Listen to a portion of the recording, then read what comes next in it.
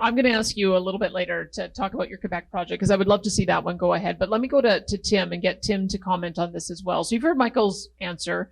He did talk about cost. As long as we have the money to do this, anything is possible. And I think we've got brilliant minds and entrepreneurs who can do it. So give me your sense of how achievable this aggressive target is of net zero by 2050, and how achievable is it for the oil and gas sector in particular? So can I answer that depends? Sure. So that depends.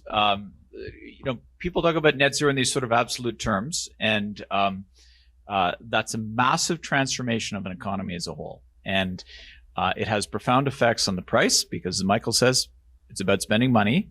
So there's a massive effect on the price of energy, has a massive effect on the reliability of energy, has a massive impact on energy security. And so, the focus for us, because I run a trade association in the natural gas industry, many of my member companies have made commitments to net zero, and they laid out different pathways for how they're going to get there. But the biggest challenge always is, do people appreciate how much this is going to cost?